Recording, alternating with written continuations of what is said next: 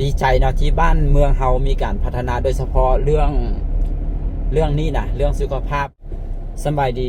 ทุกคนตอนนี้ประดับดินกำลังเดินทางว่าจะไปที่นาควยนะจะไปฮับไปลิ้นใสแล้วก็ว่าจะไปที่บ้านห้อมไปกินข้าวปุ้นแจ่วขิงแต่ว่าวิดีโอนี้เดี๋ยวประดับดินจะถ่ายภาพวิวตามถนนหนทางไปเนาะเขาจะลงไปที่แคมป์ของแล้วก็เดี๋ยวจะไปที่ไฟแดงวัดนาคแล้วก็จะขึ้นไปที่โพนทันแล้วก็ลงไปที่ดอนนกคุ้มแล้วก็ไปพานบึงท่าหลวงไปที่นาควายนะก็มื้อนี้เป็นมื้อวันเสาร์ได้มื้อประเด็นท้ายวิดีโอนี่นะมื้อวันเสาร์อยู่ที่นครหลวงไม่จันปัจจุบันนี่นะรถติดแหงเนาะผู้ใดคิดว่ามื้อวันเสาร์เป็นมื้อเขาจะพักเวียกพักการรถจะบ่ติดเดี๋ยวนี้นครหลวงไม่จันคิดแบบนี้บ่ได้แล้วเนาะวันเสาร์คือเป็นมื้อรถติดเดี๋ยวนี้นะประเด็นบ่แน่ใจว่าสาเหตุหนึ่งมาเอกชนเขาเจ้ายังบ่พักเวียกบ่วันเสาร์ยังเฮ็ดเวียกปกติบ่สองมาเขาเจ้าไปลิ้นไปกินไปอีหยังกันบ่หรือว่าอีหยังรถขึ้นหลายเนาะสามแบบเพิ่นเล็งเฮ็ดเวียกลงเล็งทรงเครื่องทรงขอบทรงเครื่องจังสั้นจังซี่เพื่อจะไปพักมื้อวันอาทิตย์บ่อันนี้ปฐดินเดาสันนิษฐานน่าจะเป็นแบบประมาณนั้นบ่หรือจังใดเนาะทั้งที่ว่าวันเสาร์จะที่เนาะนักเรียนเขาเจ้าบ่ได้เข้าเรียนแล้วเนาะก็คือบ่มีการสัญจรเรื่องการไปส่งลูกไปส่งหลานไปโรงเรียนนะแต่ว่าอาจจะมีคนไปเรียนเพิ่มเห็นอย่างเนี่ยอาจจะมีอยู่เนาะอันนี้วันเสาร์นี่หลายๆเส้นทางนี่รถติดคือแบบนี้นะติดไฟแดงก็มีแบบติดไฟแดงก็มันติดยาวนะเนาะตอนนี้เขาอยู่แถวไฟแดงหนองด้วงเนาะทางหน้านี่หนองด้วงนี่ขึ้นกับเมืองจันทบุรีบ่หรือว่าขึ้นกับเมืองศรีโคตะบอกเอาเพิ่นคือบ่ไป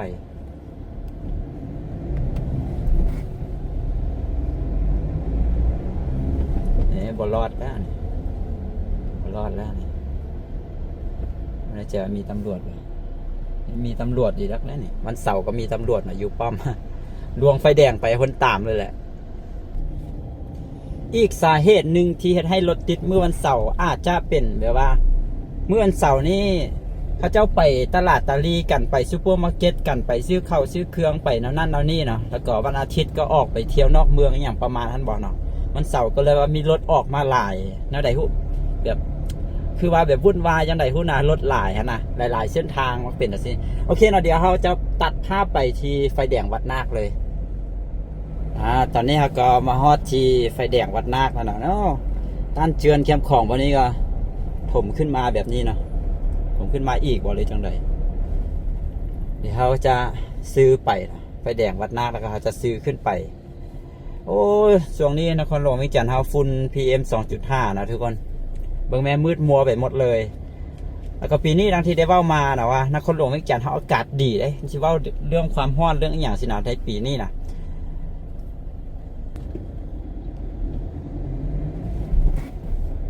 ก็อากาศแบบเย็นๆนะแบบบ่ได้ร้อนหลายนะปีนี้นะเข้าสู่เดือนเมษาแล้วเดือน4แล้วเนาะแต่ว่าอากาศก็แบบบ่ถึงคำว่าร้อนนะช่วงก่อนนี่ก็เริ่มอุ่นๆขึ้นมาเริ่มจะร้อนแล้วแต่ก็เริ่มมันหนาวเนาะแล้วก็หนาวมาได้ 2-3 มื้อนี่แบบอากาศเย็นๆนะเวลานอนก็บ่จำเป็นต้องได้เปิดแอร์นะแล้วก็มื้อวานมาเริ่มอุ่นๆเนาะมื้อนี้ก็รู้สึกว่าร้อนๆขึ้นมาแต่ว่าเห็นมั้ยบ่มีแดดไอ้ฟ้าบดแบบนี้เนาะแล้วก็เห็นตามพยากรณ์อากาศมื้ออื่นมื้อคืนนี่ฝนสิตกได้ถ้าเกิดว่าฝนตกลงมานี่ก็แสดงว่ามันสิกลับมาเย็นอีกเนาะถ้ากลับมาเย็นอีกก็แล้วก็ก่อนที่จะฮอดปีใหม่ลาวเนาะช่วงนี้เป็นช่วงต้นเดือนเมษาเลยกลางเดือนเมษาก็คือปีใหม่ลาวเนาะก่อนที่จะฮอดปีใหม่ลาวรู้สึกว่าจะมีฝนตกอีกก็เลยเฮ็ดให้แบบรู้สึกว่าอากาศปีนี้บ่ได้ร้อนหลายนะแบบโอเคเลยสินะในนครหลวงวิจันทร์แต่บ่ฮู้ว่ามันจะอากาศจะไปพีคร้อนสุดๆในช่วงใดนะแถวนี้ก็คือบ้านวัดนาคเด้อนะแถวนี้นะบ้านวัดนาคเขาขึ้นมาจากไฟแดงวัดนาคนะนี่สถานทูตกัมพูเชียบ่จะอยู่นี่นะสถานทูตกัมพูเชียบ่อันนี้เลยไปใส่ไปนี่สถานทูตเมียนมาเนาะอ๋อภาษาลาวเขาใช้คำว่าเมียนมาสถานทูตเมียนมาเนาะ ก็ตอนนี้แผ่นดินไหวอยู่ที่ประเทศเมียนมาหรือพม่าก็ยอดผู้เสียชีวิตก็หลายกว่า 3,000 คนแล้วเนาะทุกคนหลายกว่า 3,000 คนแล้วยอดผู้เสียชีวิตยอดผู้ได้รับบาดเจ็บ 4,000 กว่าแล้วตอนนี้ก็ยังต้องได้อันนั้นกันต่อไปนะทุกคนยังต้องได้กู้ภัยกู้อย่างกันต่อไปค้นหาผู้ที่รอดชีวิตแล้วก็ค้นหาผู้ที่เสียชีวิตก็ยังต้องได้ดำเนินไปได้อยู่ที่ประเทศเมียนมาเนาะเหตุแผ่นดินไหวที่ผ่านมานี่นะก็หลายประเทศหลายทีมกู้ภัยก็ระดมกันเข้าไปช่วยเหลือนั่นนะก็เราบ่ค่อยได้เห็นข่าวเพราะปานใดเพราะว่าส่วนหลายถ้าบ่ไปอ่านเป็นข่าวอังกฤษหรือว่าคันบ่แม่นข่าวจากประเทศไทยจังซี่นะบางทีเราก็บ่ค่อยได้เห็นข่าวจากหนังสือพิมพ์ลาวเขาจากเพจลาวเขาก็มีอยู่เนาะแต่ว่ามันก็บ่ได้หลายปานใดนะเพราะว่าเราภาษาอย่างเราแตกต่างกันนะเจ้าเมียนมาส่วนตึกที่ถล่มอยู่ที่ประเทศไทยอยู่ที่จตุจักรท่านก็ประเด็นก็ติดตามข่าวแล้วเขาจะก็มีการไลฟ์สดอย่างอยู่ยังมีการค้นหาผู้ที่รอดชีวิตค้นหาคนอยู่ในซากตึกท่านอยู่เนาะตอนนี้เอามาที่พลทันพลป่าเป้าบ่แถวนี้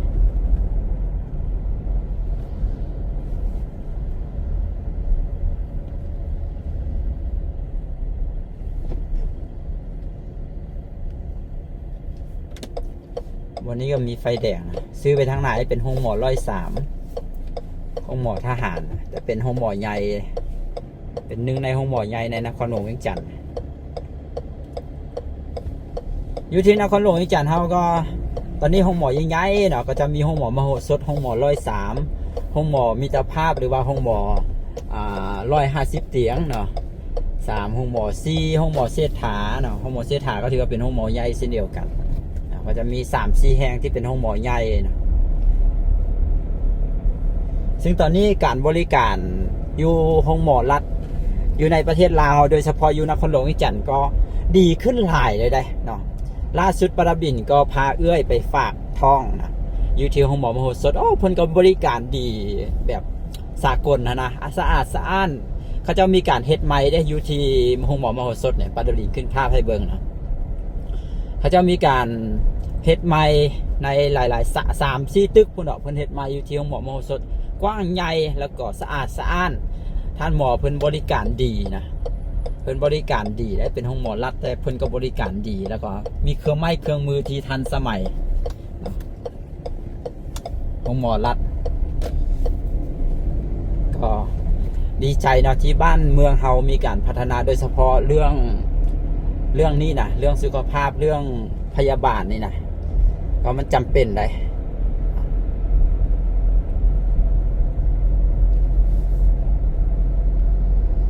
ห้องหมอมโหสถก็ได้รับทุนการช่วยเหลือมาจากประเทศจีนบหรือจังใดนี่แหละเนาะทุกคนตามป้ายตามอย่างที่ตามโลโก้ที่เขาเห็นเป็นห้องหมอใหญ่ที่ให้บริการประชาชนครบวงจรส่วนห้องหมอเอกชนก็มีหลายห้องหมอเนาะแต่ว่าราคาก็แน่นอนแล้วเราก็ต้องแพงขึ้นมาหลายกว่าห้องหมอรัฐในการบริการก็ต้องดีกว่าห้องหมอรัฐอยู่แล้วเนาะแล้วเท่าที่ว่าได้ยินไปห้องหมอห้องหมอมโหสถนี่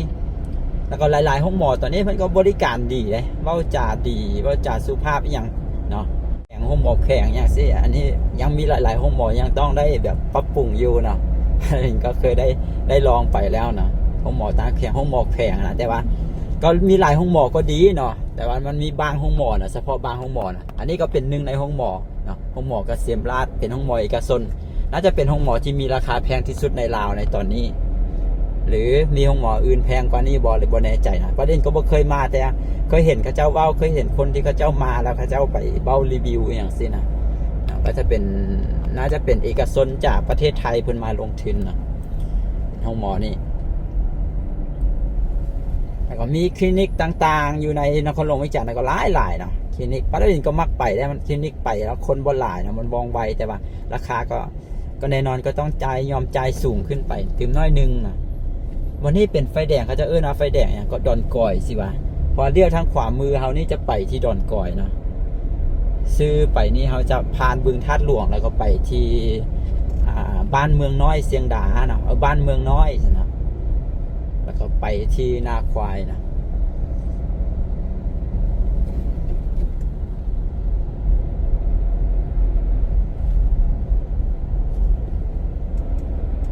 เสียดายซูเปอร์มาร์เก็ตตัวนี้ปิดไปปาราดินบ่แน่ใจว่าสาเหตุอีหยังปิดไปนะก่อนโควิดเพิ่นมีการเปิดเนาะถือว่าเป็นซูเปอร์มาร์เก็ตที่ค่อนข้างจะใหญ่แล้วก็มีสินค้าอย่างครบวงจรนะโดยเฉพาะอาหารแช่แข็งอาหารทะเลสินะเพิ่นก็แบบอันนั้นได้มีหลายเลย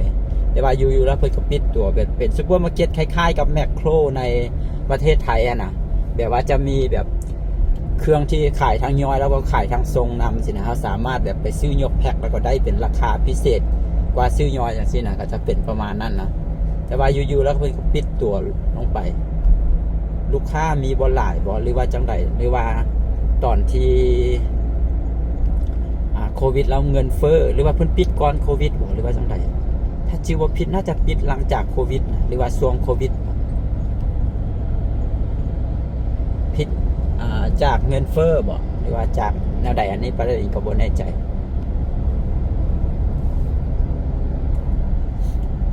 ถนนเส้นนี้น่าจะซื้อว่าถนนอย่างก็450ปีดอนนกคุ้มสิว่า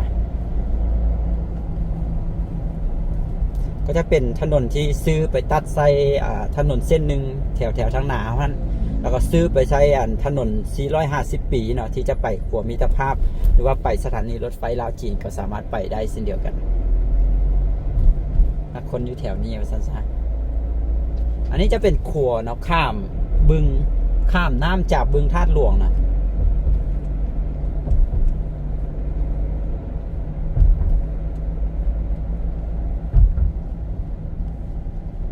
ยังมีถงนาถงอย่างอยู่ได้อยู่แถวบึงนี่บึงธาตุหลวงบ่ในใจว่าเพิ่นสัมปทานมาฮอดพี่หรือบอหรือว่าสัมปทานอยู่แต่แถวทางตัวบึงพุ่นแต่ว่ามันเป็นพื้นที่ของบึงธาตุหลวงที่ยาวออกมาแล้วเป็นพื้นที่ว่างเปล่าแบบนี้นะก็สามารถพัฒนาให้เป็นตัวเมืองง่ายๆหนึ่งเลยเนาะถ้าพัฒนารวมทั้งหมดของเขตในบึงนี่นะ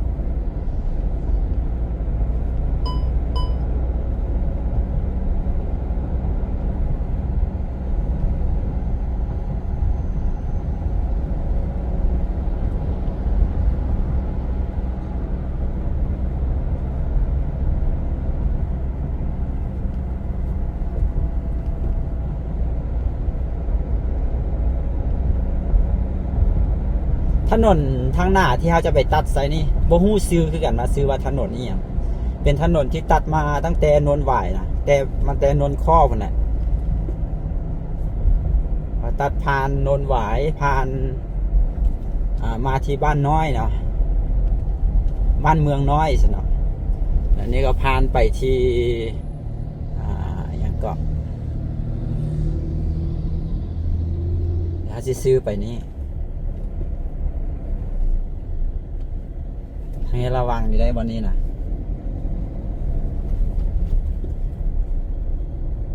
เส้นทางเส้นนี้ก็ไปปองใส่ถนน450ปีดังที่ได้เว้ามาเนาะนี่ทางที่เอาไปนี่แต่ว่าเพิ่นเฮ็ดมาเกือบว่าจะเกือบว่าจะแล้ว100%แล้วแต่ว่ารู้สึกว่าหยุดสงักอยู่หรือว่าจังใดนี่แหละเนาะก็ปูคอนกรีตไปเกือบว่าจะแล้ว100%แล้วนะยังอันนั้นน่ะบ่แน่ใจว่าตอนนี้เพิ่นเฮ็ดต่อแล้วเราบ่แต่ว่าบอลเมื่อกี้เขาพานะบอลมีฝุ่นเมื่อกี้นี่ก็คือว่าบ่แล้วเถอะสังเกตว่าจะมีรถใหญ่รถบรรทุกหลายเพราะว่าเขาเจ้าจะคนดินคนทรายนะมาจากถนน450ปีนะแล้วก็เข้ามานี่เพราะว่าคันสิไปตามถนนเส้นอื่นที่มันอันนั้นมันก็จะเป็นถนนที่อะไรอย่างก็ห้ามรถบรรทุกแล่นนะจะมีรถใหญ่กว่านี้หลาย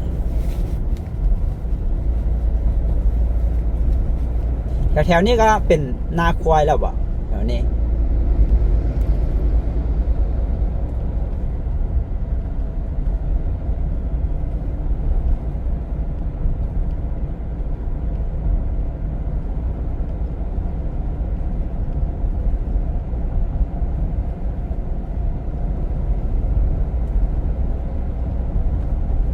ก็เป็นถนนซีเลนถนนใหญ่เลยแหละนี่ก็จะเป็นถนนที่ถ้าจากบึงท่าหลวงจากพลทันจากอย่างแถวๆนี้นะที่จะออกไปสู่นอกเมืองออกไปสู่ทางใต้ของประเทศลาวนะก็สามารถออกไปเส้นนี้เลยก็จะเป็นถนนเข้าออกสู่ตัวเมืองเนาะก็เฮ็ดเป็นถนนเส้นใหญ่เส้นหลักแบบนี้เลย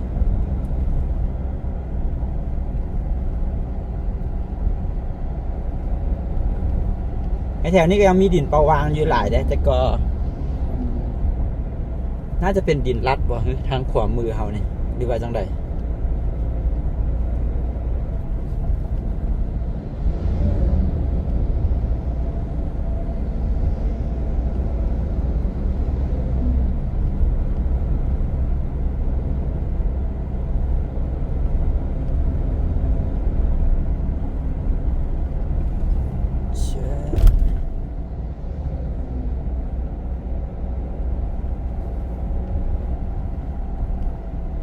เบิ่งหมอกฝุ่นหมอกควันเนี่ยมืดมัวไปหมดเลยจนว่าบ่มีแดดจะก็เป็นพ่อฝุ่นวะหรือว่ามันมีเมฆมีอย่างมาบังบ่ถ้าฝนตกลงมามื้ออื่นถ้าฝนตกลงมาแท่นี้คงจะแจ้งสว่างสวัยไปหมดเลย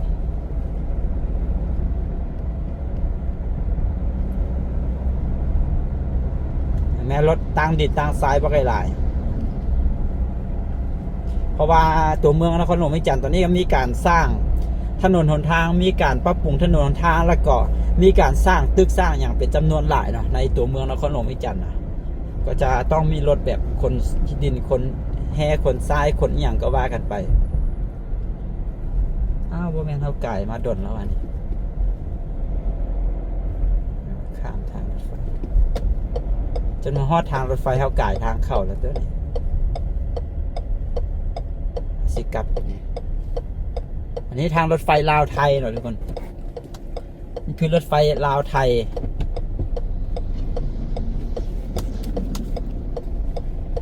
นี่เป็นรางรถไฟซื้อไปนี่เนาะก็จะเป็นสถานีรถไฟลาวไทยหรือว่าสถานีรถไฟคำสวัสดิ์นะเป็นสถานีใหญ่เลยเนาะสถานีใหญ่สะอาดสะอ้านงามผู้ที่จะเดินทางด้วยรถไฟไปที่ประเทศไทยก็นี่แหละมาขึ้นอยู่นี่บอกมาขึ้นอยู่สถานีคำสวัสดิ์เนี่ย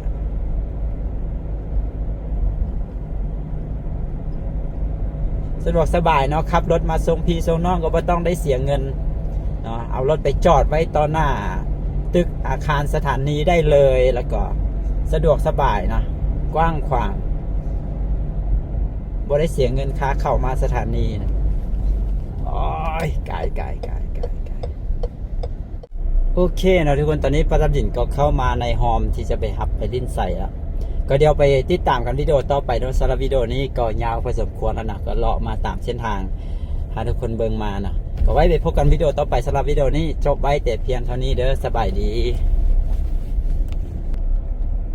อยู่แถวในนี่มีหมู่บ้านจัดสรรมาหลายๆเลยแถวนี้ก็เป็นดินจัดสรรหมดแหละแล้วเขาจะก็มาซื้อแล้วก็มาอยู่นะเป็นดินจัดสรรแบ่งขายฮะนะเขาจะก็มาซื้อแล้วก็มาอยู่เขาก็จะไปข้ามทางรถไฟทางหน้านี่อีกรถไฟลาวไทย